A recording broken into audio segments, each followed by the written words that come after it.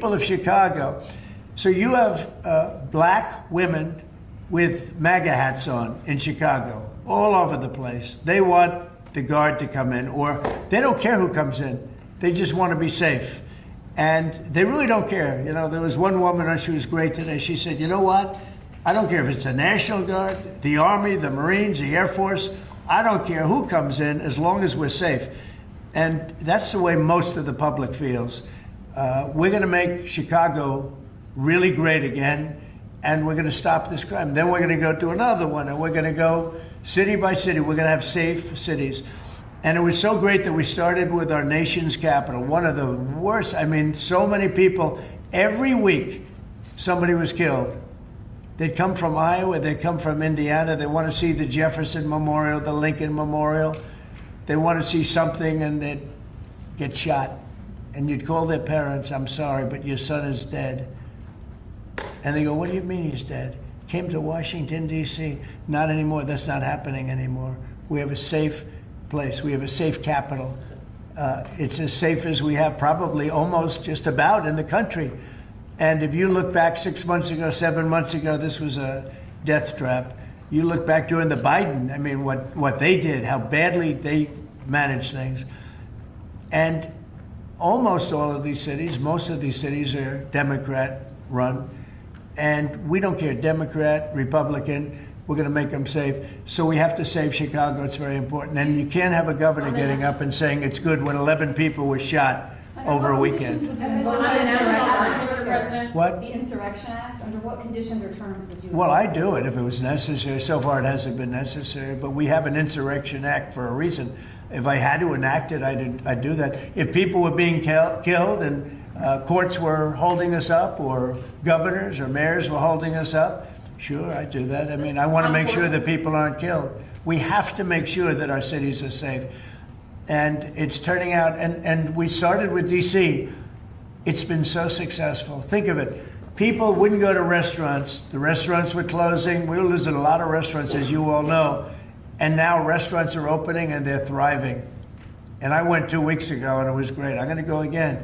I felt very safe, very safe. Forgetting about guards and Secret Service, I would have gone. It would have been very safe. D.C. is a great, and look at the cleanliness of D.C. Look at how it's clean. You don't have tents all over the place. We had parks where you couldn't even walk through the park. You had people from tents, and they were violent people. Some of these people were violent people. We have a great, safe capital again, and if you look at it in 6 months from now, it'll be the most beautiful anywhere in the world. It's being cleaned. The graffiti's all gone now. The tents are all gone. We have a capital that you can be proud of, but it'll only get better with time. Mr. President, tomorrow is October 7th, the 2-year anniversary of the original Israeli attack. Do you expect the Gaza deal tomorrow, or any sort of hostage? I think we're going to have it soon. I think we're going to have a deal.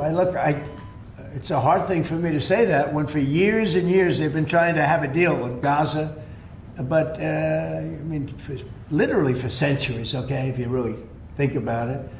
But we're going to have a Gaza deal, I'm pretty sure, yeah.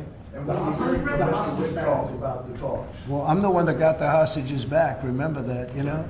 I'm the one that. I was going to ask you that. Yeah, I got them back. Israeli citizens are celebrating what you've accomplished in this deal. Should it come through, there will be a lot of celebration on the streets of Israel. The hostages' families, have they been in contact with you with regard to this deal that could happen? They're so happy about it. It's like they can't breathe. One said, I can't breathe. You know, it's very sad because you have hostages and you have people that are no longer living. But the parents, and I've said this to you many times, the parents want the bodies of their boy back, the bodies of, you know, their loved one back. In most cases, they're young men, and they're dead. And there's probably 32 or so, about that number. Nobody knows exactly what the number is. They want that body back as much as if their son were alive. I've been with them. You know, many have come to the White House, to the Oval Office. I've been with many of the people that I got released. We have a fantastic group working on it. Steve Witkoff has been amazing. Jared, I have Jared. I took Jared out because Jared's a very You don't find anybody more capable, and we have the A+ team working on it. I think we've made tremendous progress. And yeah, the people of Israel want it to happen, but the people related to hostages, I mean, you see in Israel tens of thousands of people. They really want the hostages back, and they really want things to end. And I think Hamas now has been, all I can say is they've been fine. They've been fine. I hope it's going to continue that way. I think it will. I really think we're going to have a deal. We have a really good chance of making a deal, and it'll be a lasting deal. We want to have peace. This is beyond Gaza. Gaza's a big deal, but this is really peace in the Middle East. And the amazing thing is we have every Arab country, every Muslim country, we have every country surrounding. They all want. I spoke with President Erdogan of Turkey. He's fantastic. He's been pushing very hard. He's a very powerful guy, and he's been pushing very, very hard to get this deal done. And Hamas has a lot of respect for him.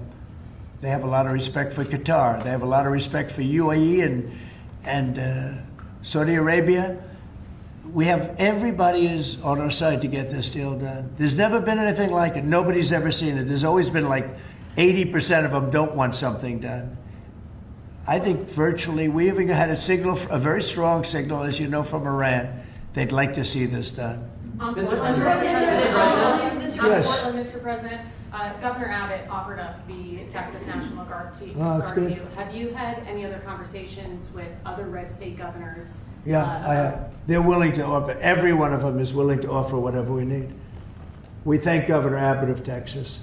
Every one of the red state, as you call them, red state governors is willing to give whatever we need because they want our agents protected. You know, these ICE agents have a tough job. They have to go in and get, in many cases, stone cold criminals, hardened criminals, long-time criminals.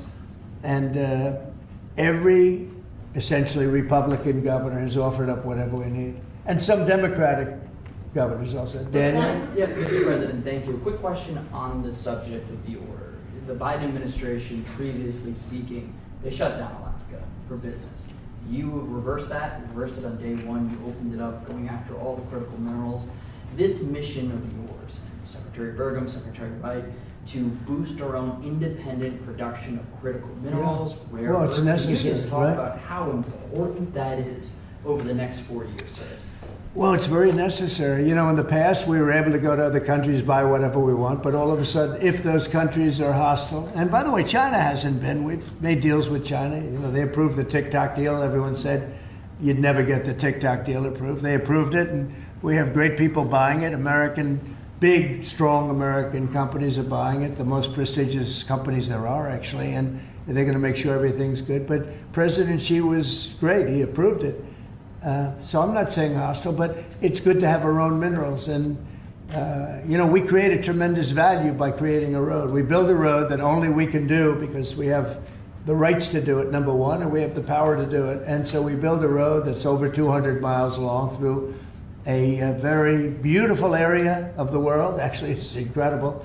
When you look at it, it's incredible. But a rough area from the standpoint of building. So we get a road done. And with that, we unleash billions and billions of dollars of wealth. It's pretty amazing when you think of it. And it's wealth that we need if we're going to be the #1 country. You know, we're #1 now with AI. You probably read. We're beating everybody with AI at levels that nobody ever thought even possible. And one of the reasons we are is because of energy. So our grid is old and tired, like most grids are. They get old with time. I mean, you know, the older you are, the older the grid gets, right? But I've allowed the people building AI or other plants, other types of plants, but AI in particular because they need so much electricity. I've allowed them to build their own power. And it's been amazing. They're building massive plants, and with the plant, they're building their own electricity. They've become a utility in a sense. I said, maybe you'll do better with the utility than you do with the AI. I don't know. But we're letting them build their own electricity. So we don't have to worry about the grid. We don't have to worry about anything. And they're going to build it in such a way that if they have excess capacity, they're going to put it back into the grid. It's pretty amazing. So when they build, we're giving them permits to build their own electric power plants, and it's incredible when you see what they're doing. And because of that and other things that we're doing, we're leading every country. Nobody's even close to us with AI. And AI seems to be the big thing. I don't know. I can't tell you that.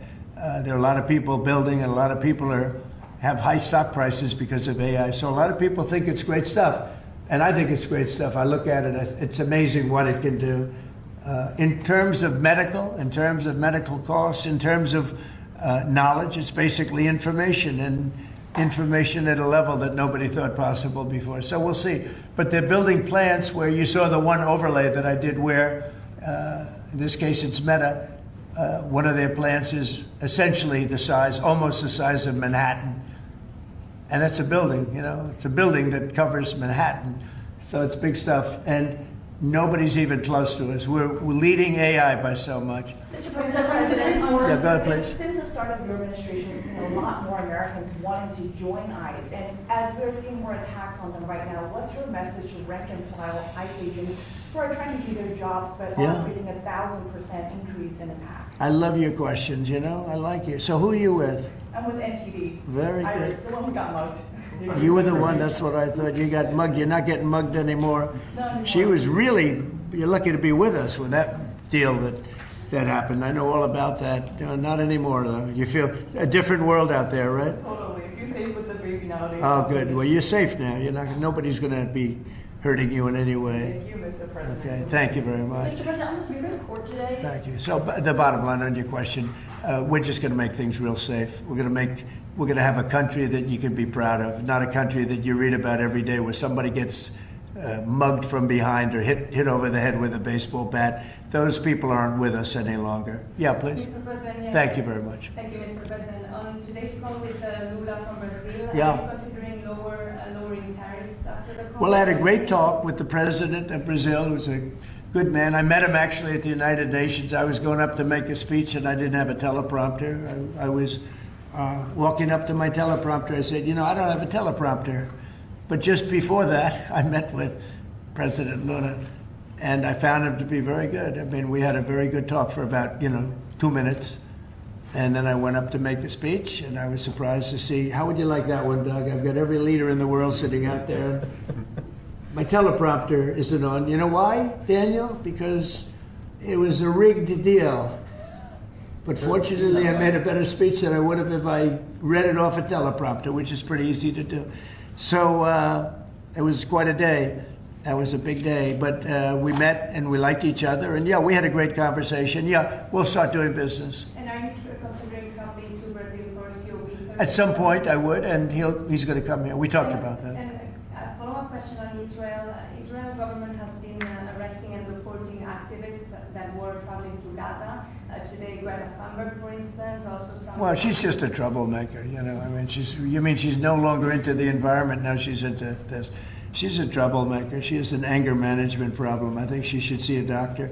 She needs anger. If you ever watch her, she's a young person. She's so angry. She's so crazy. Now, you can have her.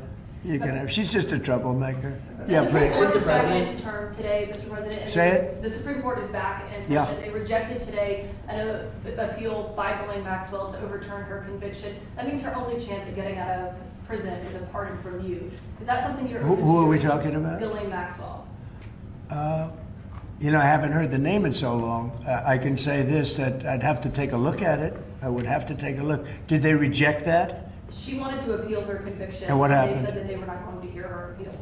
I see. Well, I'll take a look at it. I will speak to the DOJ. I wouldn't consider it or not consider it. I don't know anything about it. So, but I'll speak. I will speak to the DOJ. Why would she be a candidate for clemency, sir? I don't know. I mean, I'd have to speak to the DOJ. I'll look at it. I have a lot of people who have asked me for pardons.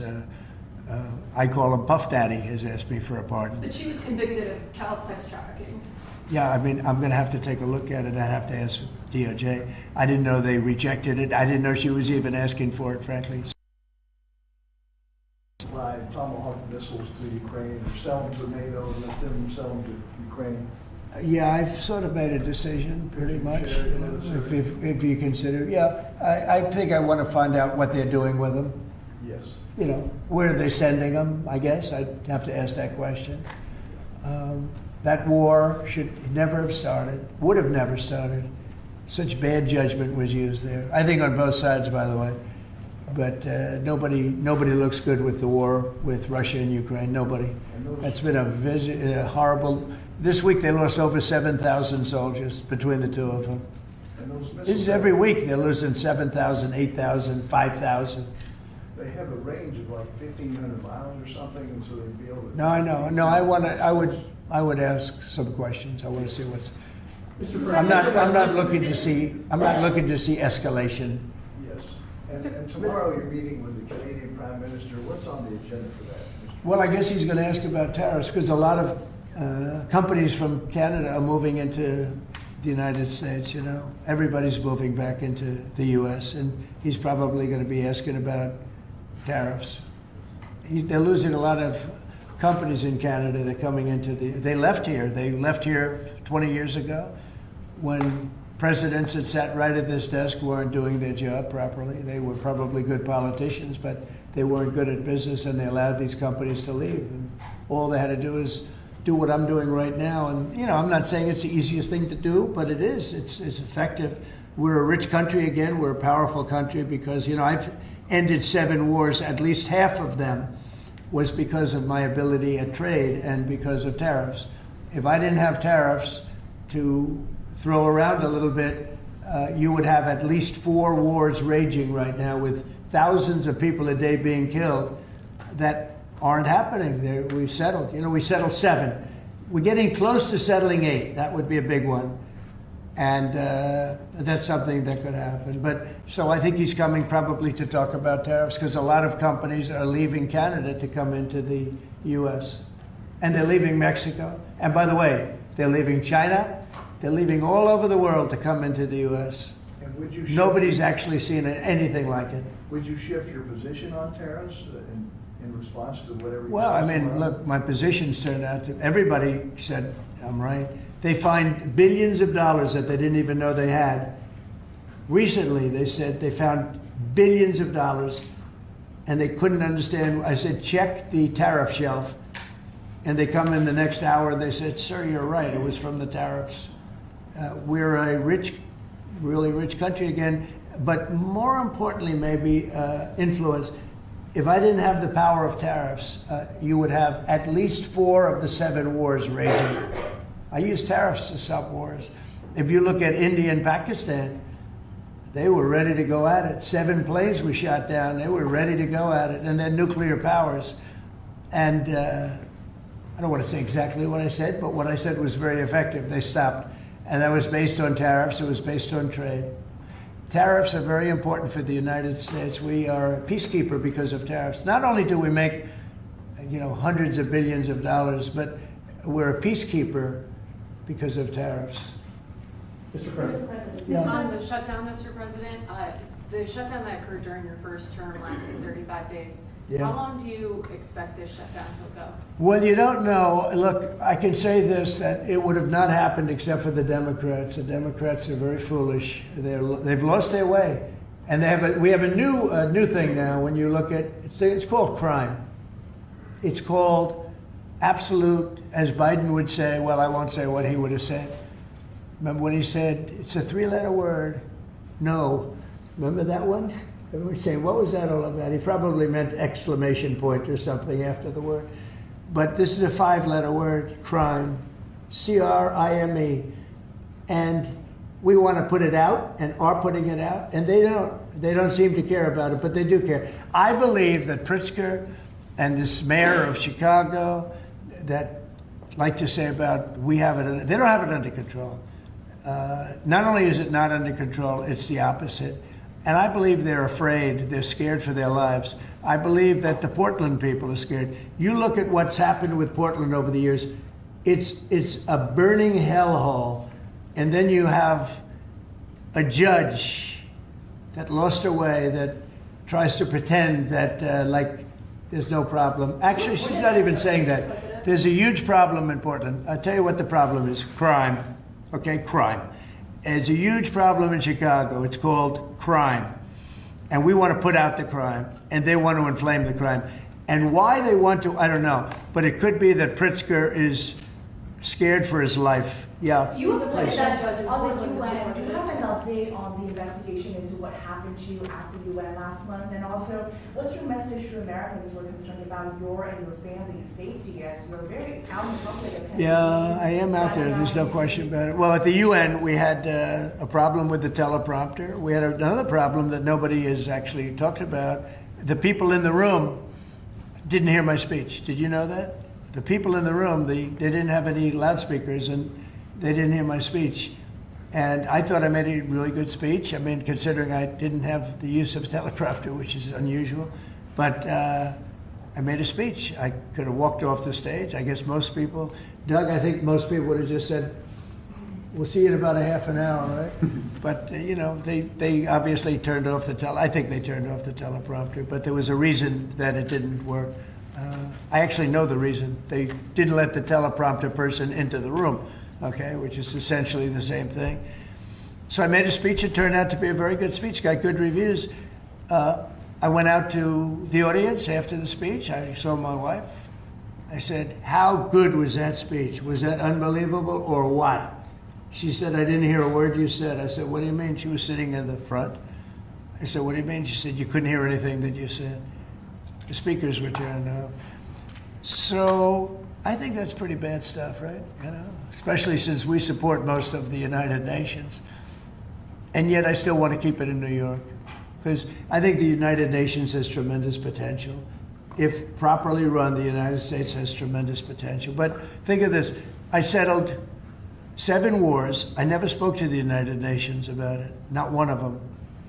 You look at, and those were wars that were raging a long time, and in many cases. And I settled 7. I never heard from the they didn't help me. They should be able to settle the wars. I shouldn't have to be settling the wars. Yeah, please. Last week you signed the security guarantees for Qatar. Yeah. Do you see any role for the Senate in that? They have to vote on that? Or do you think Well, I wouldn't mind if they did. If they want to, they'd let me know. Nobody said that, but you know, Qatar's been very, very helpful to us in this process, and I think you'll find that. I think maybe the most influential. They're very influential, very strong. With Hamas, they're very strong, and Turkey's likewise been helpful. I mean, honestly, UAE, Saudi Arabia, everybody's been helpful. I just spoke today with the King of Jordan, and he's been terrific too. I can't think of any country that's been negative about this. This is why it should happen. I mean, everybody wants it to happen. And usually when everybody, including, I think, Hamas, and when they want it to happen, it's going to happen. James Comey is being arraigned on Wednesday, Yeah. obviously after his indictment. Are you worried that your own statements calling for his prosecution could help him actually in his defense of this case? No, I think he's a crooked guy. He's a dirty cop. Comey, I think he's a dirty cop. He's recognized by many people to be a dirty cop and a dishonest guy. So all I have to do is, I mean, I have nothing to do with the case. I just say, But you Good called luck. on Bondi to prosecute him and oppose no, him. I don't call anybody. You know what? I'm allowed to do that if I wanted to do that. But Comey's a crooked guy. He has been for years. And he got caught. Look, he lied. This is just a simple case. He totally lied. And then he confirmed the lie on, I guess, numerous occasions, or at least one occasion. He confirmed the lie. He said, that's what I said, and I stand by it. And, you know, I mean, the guy, and he didn't say, to the best of my knowledge. He didn't say, well, I don't remember. He made a very definitive statement and a very important statement concerning him. And he got caught in an outright lie. And that's why a group of people, it wasn't me that voted, they voted to indict him. But he's a crooked guy, in my opinion, and we'll find out. The court's going to determine that in a little while, I guess, yeah. President, do you expect to announce farm relief this week? Yeah, I'm going to do some farm stuff this weekend. This, You met with President- Yeah, members of please. the Navy yesterday celebrating It was their unbelievable. 250th. Can you talk about that? And as we get closer to America's 250th, you've initiated a prayer initiative as well. Yeah. Talk to me about both of those events and why they're so important, particularly the prayer initiative going forward to the. Well, we have, and we're dealing, as you know, with all of the different, and not just evangelicals, Christians. We're dealing with lots of different faiths, religions, And I felt for a long time that, if a country doesn't have religion, doesn't have faith, doesn't have God, it's going to be very hard to be a good country. There's no reason to be good. I want to be good because you want to prove to God that you're good, so you go to that next step, right? So that's very important to me. I think it's really very important. And yesterday was amazing. We went out.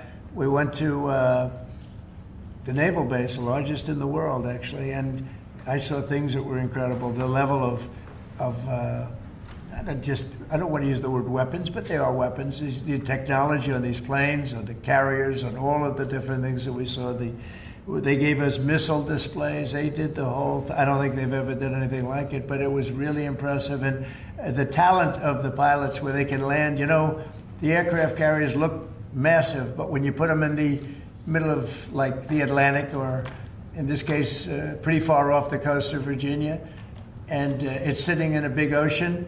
And it was pretty calm yesterday, but it's still a little bit testy, right? Yeah. And you'd have these guys land right on a thing and come to a sudden screeching halt. And they're really something. They were taking off yesterday, and they look over, yes, sir. And then you see them, and you see them just get ripped back into the seat because the G-forces are so great. And actually, if you're not in great shape, because they were doing maneuvers that were incredible yesterday, and the admirals were explaining that if you're not in really good shape, you don't make it because you pass out. These guys, and women. I met some women pilots it's incredible what they're able to do.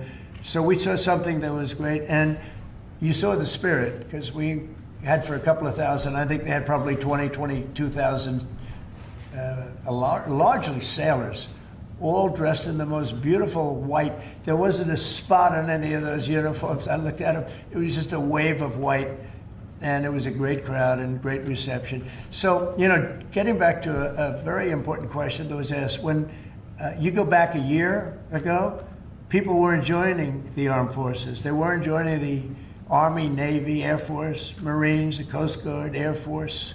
If you look at, any of them, they weren't joining the Space Force. And now we're setting records, recruitment. And that goes for the police and fire. Now they want to be policemen, they want to be firemen. And firemen, people don't mention them, but they're incredible. I know so many of them, they're brave as hell. I wouldn't want to do it, tell you. But they weren't able to recruit. The police weren't able to recruit. And the military wasn't able to recruit. We were really off. And I got elected, and it really started on November 5th. I got elected, and somehow the country developed a spirit. Financially, yes, but also with the military. And now we have record levels of people wanting to be in. Every force is filled. We have waiting lists to get into the Marines, to the Army, to the Navy, to the Air Force. We have Coast Guard. We have waiting lists to get in. It's amazing, actually, what's happened. We have a country it was a dead country, and I say it all the time. We had a dead country 1 year ago. Now we have the hottest country anywhere in the world. And it's nice to see you. I've watched you for years on television, so it's nice to meet you. Thank you very much, everybody. Thank you, press. Thank you, press. Let's go. Thanks, guys. Thank you, guys.